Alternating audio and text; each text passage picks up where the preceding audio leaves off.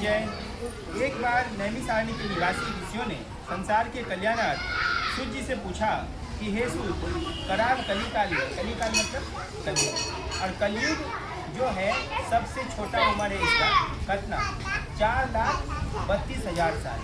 पहला युग है सतयुग जो कि सबसे लंबा युग है, और सतयुग में कहते हैं चारों धर्म। उसके बाद आया कौन, त्रेता युग।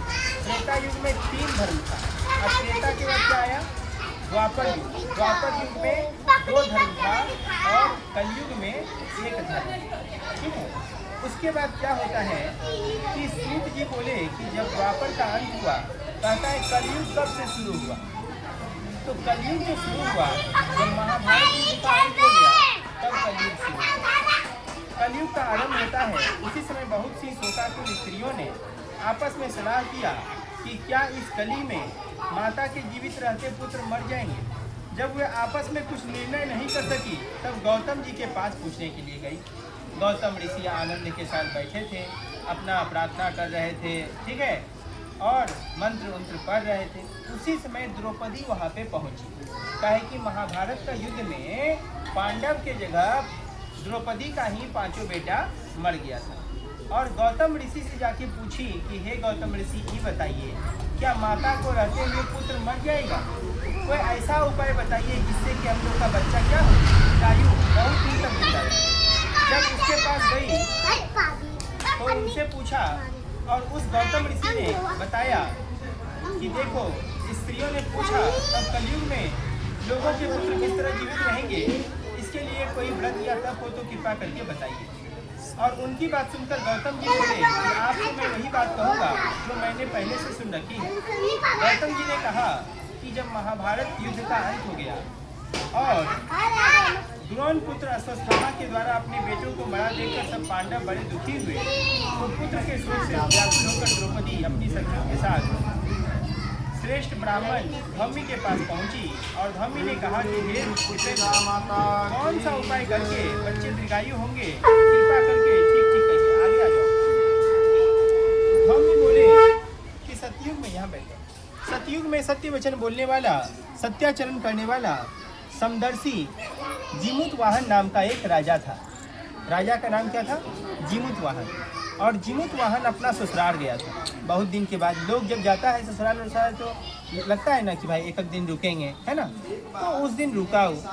जब वो वहाँ रुका तो देखा कि वो रात को कोई लेडीज रो रही है।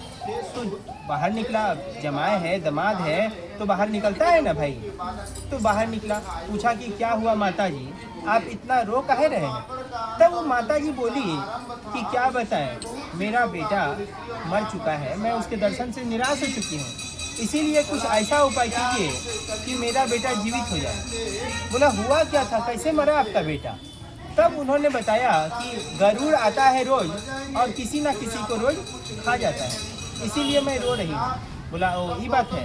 दूसरा दिन क्या हुआ कि वहीं पर, कहाँ पर, जहाँ गरुड़ आता था वहीं पर जाकर कौन खड़े हो गए, जीमूत वाहन राजा। जब जीमूत वाहन राजा खड़े हो गए तो गरुड़ आया, और गरुड़ आकर उनकी मांस को खाने लगा। किसका मांस, राजा का मांस को खाने लगा। जैसे ही उसका दायां भाग खाया, राजा जीमूत वाहन अपना बायां भाग भी आगे कर दिया कि बोला लीजिए ये भाग भी खा जाइए। किसको, हाँ। तो गरुड़ रुक गया। गरुड़ सोचा कि ये क्या बात है कि भाई ये भाग नहीं रहा है, डर नहीं रहा है, रो नहीं रहा है, ठीक है। तब गरुड़ पूछा ये बताइए कि आप हैं कौन, क्यों नहीं आप भाग रहे हैं, क्यों नहीं आपको चोट लग रहा है, दर्द क्यों नहीं हो रहा है। तब बोला कि देखिए गरुड़ जी महाराज, आप भोजन करने आए हैं, आप भोजन कीजिए, ये सब सवाल हमसे मत पूछिए। तब बोला नहीं, ये सब सवाल जरूरी है, आप कौन हैं, बैठ जाइए, ऊपर से आना है, दर्शन करके आ जाए। हाँ। आते हैं। अब क्या हुआ कि राजा जीमूत वाहन बोला कि आप यहाँ भोजन करने आए हैं, आप भोजन कीजिए। गरुड़ बोला नहीं, जो हम पूछते हैं उसका जवाब दो। गरुड़ बोला कि आप अपना नाम बताइए, पिताजी का नाम बताइए, माताजी का नाम बताइए, आप किस वंश में पैदा हुए हैं, सब कुछ बताइए। अब गरुड़ का सवाल सुन के राजा कहा कि देखिए मैं सेपिया का बेटा हूँ। मेरी माता का नाम सेपिया है और मेरे पिता का नाम शालिवाहन है। सूर्य वंश में मेरा जन्म हुआ है और मेरा नाम जीवंतवाहन राजा है। तब बोला गरुड़ ने कहा कि मैं तुमसे बहुत खुश हूँ, ऐसा करो तुम मुझसे एक वरदान मांगो। गरुड़ के ऐसा कहने पर राजा जीवंतवाहन बोलता है कि हमको वरदान नहीं चाहिए, अगर आप वरदान दीजिएगा तो पूरे जग के कल्याण के लिए दीजिए और ऐसा कीजिए कि आज तक यहाँ आप जितना आदमी को मारे हैं, जितना आदमी को खाए हैं, सब जिंदा हो जाए, कोई ऐसा उपाय लगाइए। बोला ठीक है, जाओ मैं आशीर्वाद देता हूँ। जब आशीर्वाद देता है तो गरुड़ उड़ के चला जाता है नागलोक। नागलोक से क्या लाता है? नागलोक से लेकर आता है वो अमृत, और अमृत जाके छिड़क देता है किस पे? मरे हुए हड्डियों पर, और सब जीवित हो जाता है। सब राजा का जय जयकार करने लगता है। जब राजा का जय जयकार करने लगता है तो इस कथा को कौन सुना रहे थे? भौम सुना रहे थे द्रौपदी को। तब द्रौपदी कही कि वो इस तरह से बच्चे दीर्घायु होंगे। बोला हाँ, इस तरह से बच्चे दीर्घायु हो जाएंगे। अब द्रौपदी कहती है कि तब हम भी इस व्रत को करेंगे। अब द्रौपदी क्या करती है? अपना जितना भी गांव में सखी सहेली रहती है सबको लेकर आके व्रत करना शुरू करती है। उतने में ही एक चिल्ली रहती है जो कि उस कथा को सुन रही होती है और उस कथा को सुन के अपना दोस्त सियारिन को जाके सुनाती है। जैसे ही सियारिन को सुनाना शुरू करती है, सियारिन को लग जाता है भूख, और सियारिन बोलती है कि अब तुम अपना कथा खुद सुनो, अब हम चले कहाँ? खाना खाने के लिए, काहे कि अब हमको भूख लग गया। और उस प्रकार सियारिन चली जाती है कहाँ?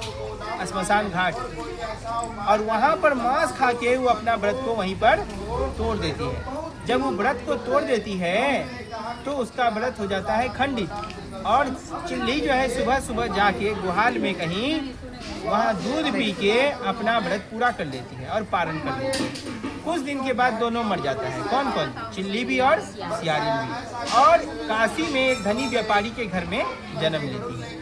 दोनों धीरे धीरे बड़ी हो जाती है। बड़ी लड़की जो होती है वो होती है, और छोटी लड़की जो होती है वो भी बड़ी हो जाती है, सब बड़ी हो जाती है।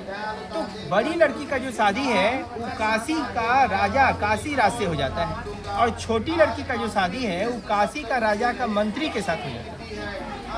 लेकिन होता क्या था, रानी जिस भी बच्चे को जन्म देती थी जो कि मांस खा के अपना व्रत तोड़ ली थी, वह जिंदा ही नहीं रहता था, मर जाता था। लेकिन मंत्री का 8 बेटा बहुत अच्छे से जिंदा रह गया। अब जैसे ही मंत्री का बेटा कोई देखती थी तो इसको जलन होता था। राजा को बोली कि देखिए राजा साहब, अगर आप हमको जिंदा रखना चाहते हैं तो मेरा बेटा जैसे मरा है उसी तरह से आप मंत्री का 8 बेटा को मार दीजिए, अगर हमको जिंदा रखना चाहते हैं तो। बोला ठीक है। और एक दिन 8 बेटा को पकड़ के सबका सिर को काट के एक पेटी में बंद करवा देता है। 8 को जब पेटी में बंद करवा देता है तो 8 को भेज देता है कहाँ? मंत्री पत्नी के पास। और मंत्री पत्नी जैसे ही उस 8 का जो सिर आया था पेटी में उसको खोलती है तो वह हीरा मोती सोना चांदी बन जाता है। यह देखकर जो रानी रहती है उसका दिमाग घूम जाता है, ये हुआ क्या? दौड़ के पहुंचती है, बोलती है हे मंत्री की पत्नी, हे बहन, तुम ऐसा कौन सा कर्म की है, कौन सा ऐसा पूजा की है, कौन सा ऐसा पुण्य की है कि हरदम मारे जाने पर भी तुम्हारे बेटे नहीं मरते और मेरे बेटे मर जाते हैं? तब मंत्री की पत्नी बताती है कि देखो बहन, अगले जन्म में मैं चिल्ली थी और तुम सियारिन थी। दोनों ने व्रत किया था जितिया का, और तुमने मांस खा के उस व्रत को तोड़ दिया था, लेकिन मैंने उस व्रत को पूरा किया था। अब भी अगर तुम उस व्रत को करती हो राजरानी तो तुम्हारे भी कई बेटे जीवित रहेंगे। तब ऐसा सुन के वह भी इस व्रत को करती है और उसका भी कई बेटा बेटी होता है और बहुत दिन तक जीवित रहता है और बड़ा बड़ा राजा बनता है। इसलिए प्रत्येक पतिव्रता को यह व्रत अवश्य करना चाहिए। तो प्रेम से कहिए जीवित पुत्रिका माता की जय।